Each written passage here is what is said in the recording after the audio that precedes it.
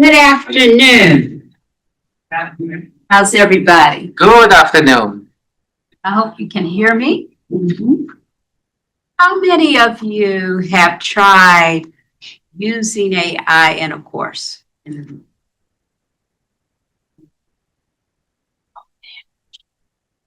How many would like to try using it? Okay. This workshop is going to be focused on an assignment I piloted this spring, and it's for someone who wants to get started. I am not the great expert in AI. I want to make that disclaimer. However, I found that the assignment that I used was effective. The title of the workshop is the Children's Media Review, Gazing at the Student's Review Summary versus the Artificial Intelligence Generated Summary in a Child Development Course. What I will go over today is we want to take a glance at the literature. I want to share with you my premise, why I'm using it in the classroom, how it benefits students. Then, in order to prepare to use it, the professional development that's helpful, incorporating an AI policy in your syllabus. You have to have a foundation. Then I will share with you the actual assignment, how I used AI, and a student's reflection with learning outcomes. I will leave you with final tips and takeaways that you can use to get started.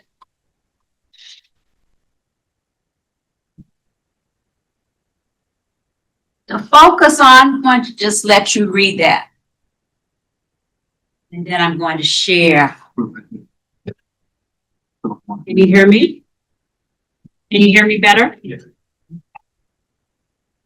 When I heard about AI in the class being used in the classroom, my initial response was, I don't want to use it. I want my students to learn. I don't know that this methodology can help them to learn. However, with a little bit more knowledge, I came to this premise. Faculty usage of AI in courses should support student learning outcomes, not replace activities designed to facilitate their learning. I want to make sure when I'm using AI that students are learning in the traditional way before they use AI. The benefit for them, as we have heard, we heard it in this last workshop, is helpful. Using AI is being used already in the workplace, and it's becoming an expectation that students, when they graduate, have some knowledge of AI usage. However, if they're going to use it, it's going to be helpful for them to be able to think critically in their use and to have ethical considerations when using AI. We want them to have some. In education, we always talk about standards. And so we want to make sure that the students have standards when using AI. So in order to prepare to use AI in the classroom, we had on our campus, which is Hostos Community College, we had various workshops to help prepare and familiarize faculty with the vocabulary of AI. You can't teach something if you don't know something about it. We learned a little bit about the operation of AI, various platforms that could be used, and various resources available to implement AI usage in the classroom.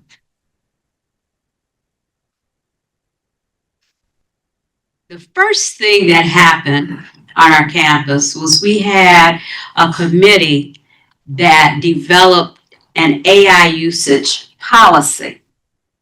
Some faculty didn't want to use AI. There was a policy for that. Some faculty wanted their students to use AI all of the time. There was a policy for that. And then what I chose was to use AI with only one assignment. I don't want my students using AI for every assignment. I want them to learn some specific methodologies and best practices to be good teachers. I'm in teacher education and I'm in the early childhood education component. So you will see in reading this policy that it indicates right at the beginning, you may use AI in this class only to prepare one assignment. And then I go on to say the platform that would be used. Now, in our previous workshop, it was mentioned about ChatGPT being good for students who might not have access to laptops. For me, I did not find that a problem in this particular course. My students had access to Copilot. It was right on the screen, and they could do the assignment by just clicking rather than establishing an account in ChatGPT. So that's why I chose Copilot initially. These are some other guidelines that were used in that particular policy that I had. We wanted them to be prepared to provide documentations of interactions with AI. And when I get to the point where I show you the assignment, that's part of it. They were asked to analyze. That was because we were trying to develop their critical thinking skills. And then they had an algorithm that was going to be used, but we wanted them to be aware of any biases. So this is the assignment. This is why you're here. Students were tasked with watching 2 hours of children's television programming. They could either watch a full-length film that was 2 hours, or they could look at 2 episodes of a 1-hour show, or 4 episodes of a half-hour show. We asked them to take notes, because otherwise they might have to go back and look at it again if they forgot something.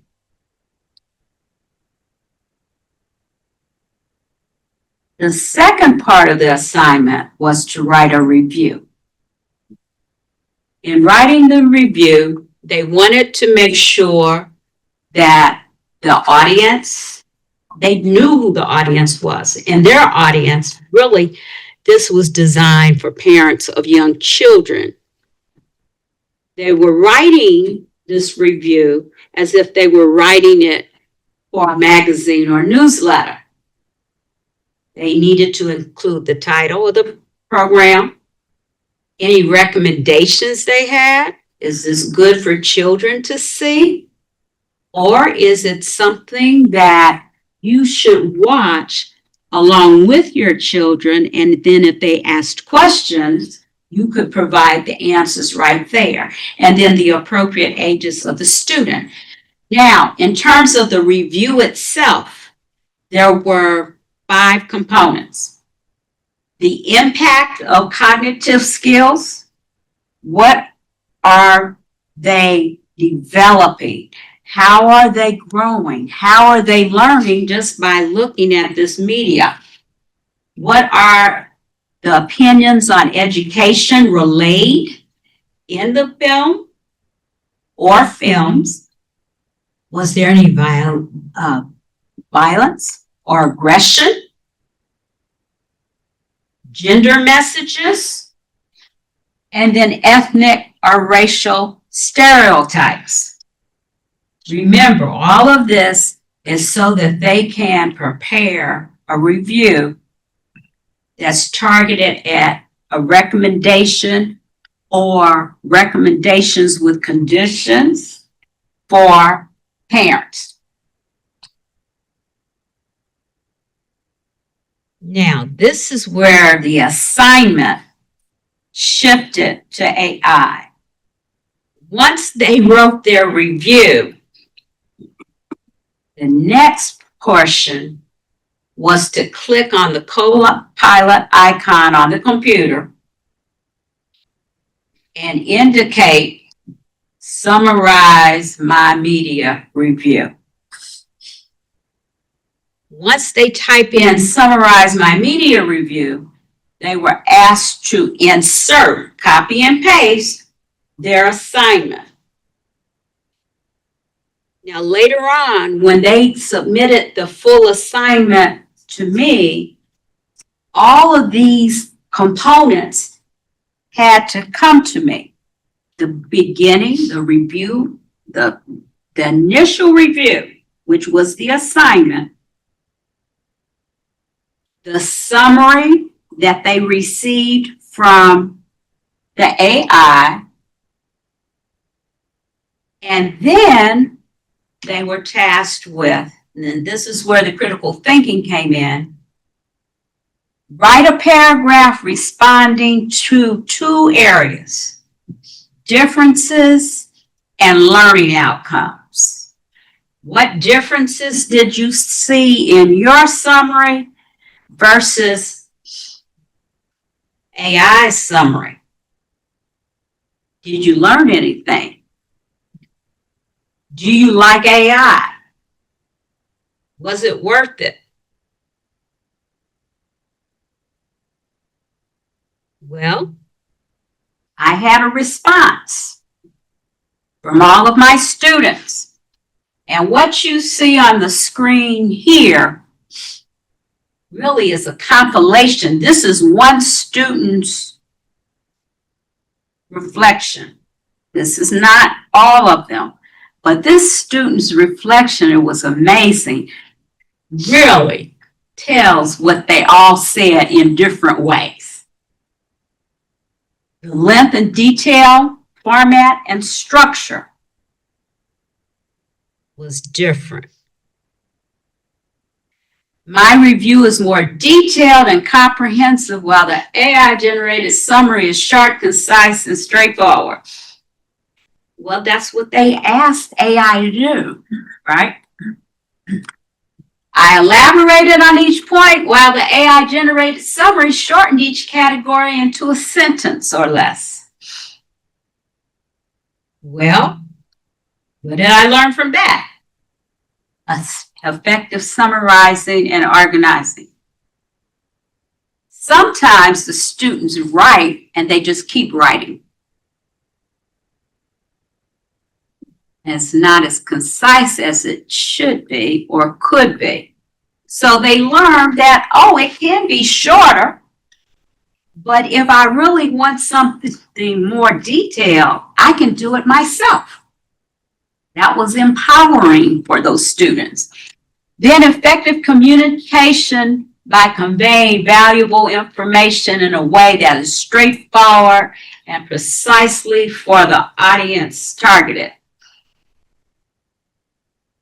And then the last learning outcome Enhance editing skills by refining content to identify key points with clarity.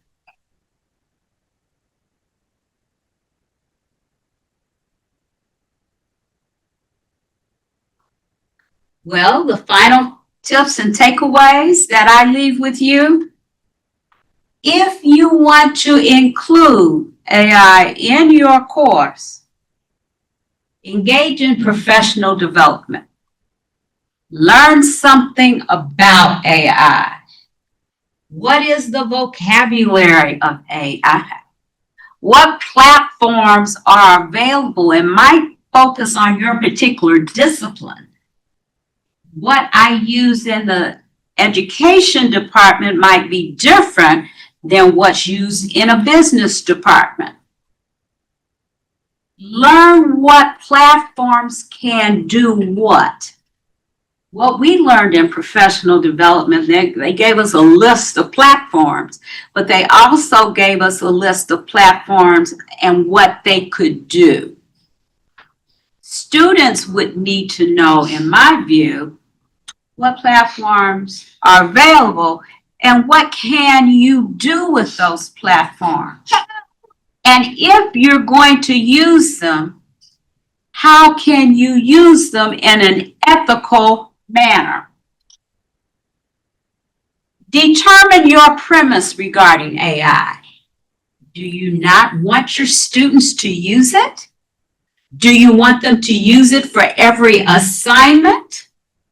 Or do you want them to be focused in a specific way so that they learn how to be ethical in the usage and how to think about it? Think about what they're doing and not just do it and think I can do this and it's not right.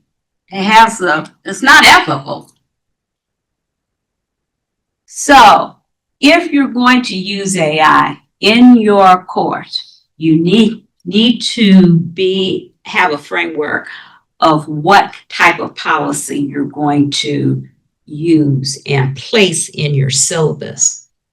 Then choose an assignment for students to analyze using AI. I'm big on making students think or facilitating how they think, giving them some parameters of what they might need to consider to think about, and then monitor their learning outcomes. It's important that you know what your students are learning. You might learn something that they might miss. They might learn something that you might miss. We're all continual learners, so don't be afraid to have the dialogue with them about what they learned, how they feel about what they learned, and talk about how they're going to use it so that they can think about the ethical considerations.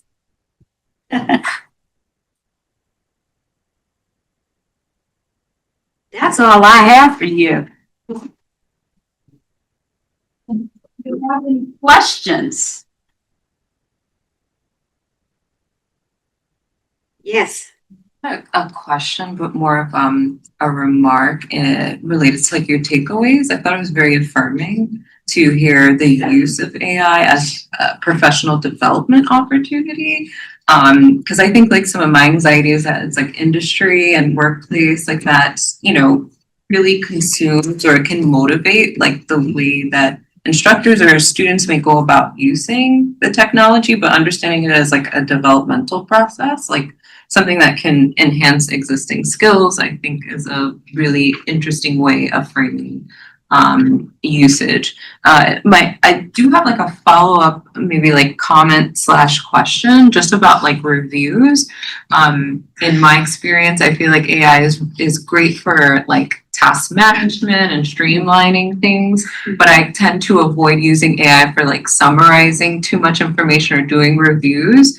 And so I thought your guidelines were great, but was there any like reflections from like your students about like, you know, do they have any hesitations about using this tool to produce something that's supposed to be from like their point of view, if that makes sense, their review of the media? That was not relayed to me if they did have that thought. Most of them just did the assignment and found that there were actual differences. And they cited the differences.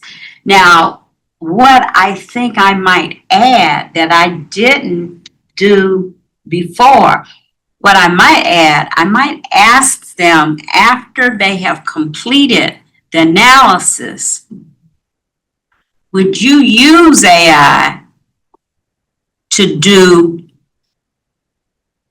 maybe have 3 or 4 different things? Or how would you use AI in this way? Because really, they are preparing this assignment to give to parents, but focused on children. So I might have to come up with another type of question to try to get at how they would use it if they were going to focus it at with children. So, any other questions? Comments? Yes. To go along with what you were saying, when we first started hearing more like AI's here, it's not going anywhere. Our college had just about shared the institutional learning outcomes. Denise and I work in the same department. And one is to prepare our students for their future professions. So by doing this, for us, it doesn't matter if it's a teacher ed project. One of the tasks that almost universally the occupations will require is summarizing findings, literature, whatever.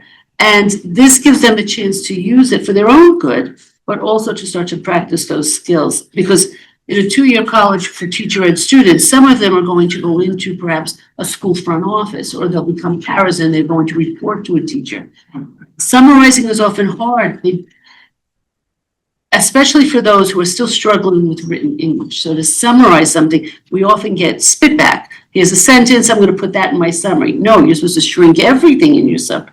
This gives them a little more practice with that. And it's professional development both for them and for us, because this is new to us. Thank you.